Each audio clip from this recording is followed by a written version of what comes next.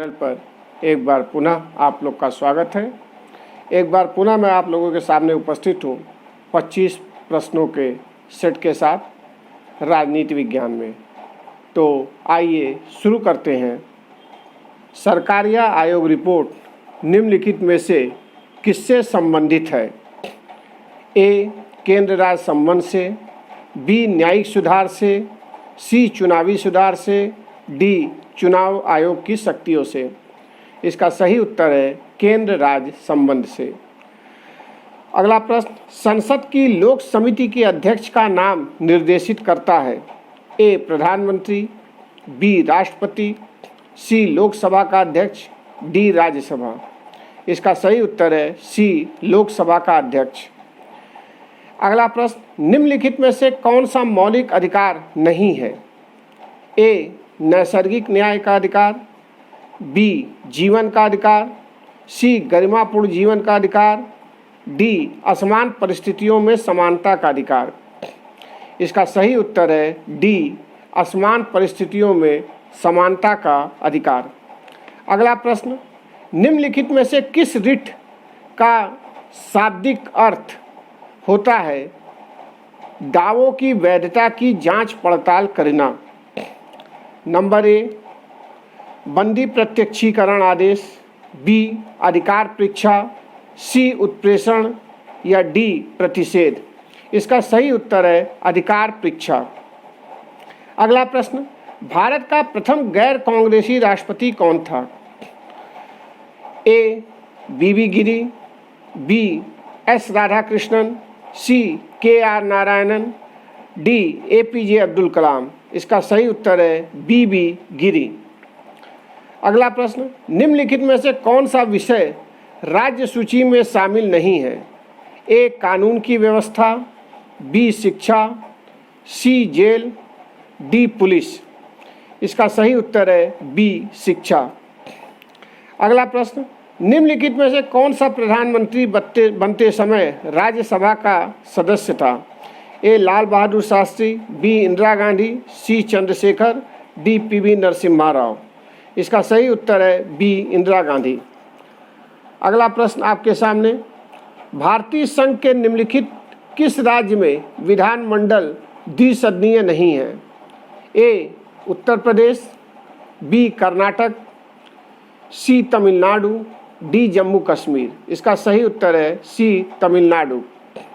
अगला प्रश्न, निम्नलिखित में से कौन सा पंचायती राज से संबंधित है? ए. शाह आयोग, बी. नानावती आयोग, सी. बलवंत राय मेहता आयोग, डी. लिब्राहन आयोग। इसका सही उत्तर है सी. बलवंत राय मेहता आयोग। अगला प्रश्न, भारतीय संघ स्थापित करने का प्रस्ताव लाया गया? ए. भारत सरकार अधिनियम 1935 द्वारा, बी. अगस्त प्रस्ताव 1940 द्वारा, सी. भारत सरकार अधिनियम 119 द्वारा, डी. कैबिनेट मिशन प्रस्ताव 1946 द्वारा। जो ये भारत सरकार अधिनियम 119 है, ये इसका सही उत्तर नहीं है। इसका सही उत्तर है भारत सरकार अधिनियम 1935 द्वारा। अगला प्रश्न, निम्नलिखित में से कौन सा संविधान का अंग नहीं है? ए. निर्वाचन आयोग, बी. वित्त आयोग, सी. अंतर्राज्यीय परिषद, डी. योजना आयोग। इसका सही उत्तर है डी. योजना आयोग। अगला प्रश्न, आधुनिक दल व्यवस्था का उद्भव सर्वप्रथम कहाँ हुआ? ए. यूएसए में, बी. यूके में, सी. फ्रांस में, डी. कनाडा में। इसका सही उत्तर है बी. यूके अर्थात यूनाइटेड किंगडम, जिसे हम इंग्लैंड के रूप में देखते हैं। अगला प्रश्न, संघात्मक व्यवस्था को अपनाने वाला पहला देश कौन था? A. Bharat, B. Canada, C. USA, D. England. इसका सही उत्तर है USA, C. United States of America. अगला प्रश्न, लोकसभा के सत्र का अवसान किसके द्वारा किया जा सकता है? ए. प्रधानमंत्री द्वारा, बी. राष्ट्रपति द्वारा, सी. अध्यक्ष द्वारा, डी. संसदीय मामलों के मंत्री द्वारा। इसका सही उत्तर है बी. राष्ट्रपति द्वारा। अगला प्रश्न, भारत में धन विधेयक सबसे पहले प्रस्तावित होता है? ए राज्यसभा में, बी लोकसभा में, सी संसद के दोनों सदनों में या डी वित्त आयोग में। इसका सही उत्तर है बी लोकसभा में। अगला प्रश्न, राष्ट्रीय विकास परिषद का पदेन अध्यक्ष कौन होता है? ए प्रधानमंत्री, बी वित्त मंत्री, सी योजना मंत्री, डी गृह मंत्री। इसका सही उत्तर है ए प्रधानमंत्री। अगला प्रश्न, निम्नलिखित में से किसने स्वतंत्र उम्मीदवार के रूप में भारत के राष्ट्रपति पद का चुनाव जीता था?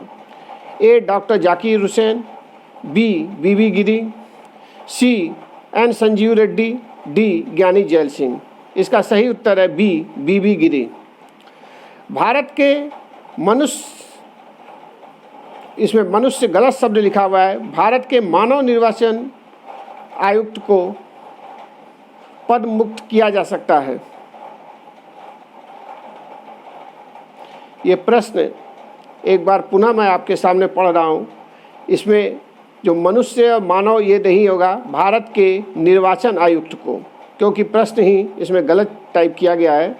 निर्वाचन आयुक्त को उसके पद के से किसके द्वारा हटाया जा सकता है? ए भारत के राष्ट्रपति द्वारा, बी मंत्रिपरिषद के द्वारा, सी सर्वोच्च न्यायालय के द्वारा, डी सर्वोच्च न्यायालय के न्यायाधीश को पदमुक्त करने की प्रक्रिया द्वारा। इसका सही उत्तर है सर्वोच्च न्यायालय के न्यायाधीश को पदमुक्त करने की प्रक्रिया द्वारा।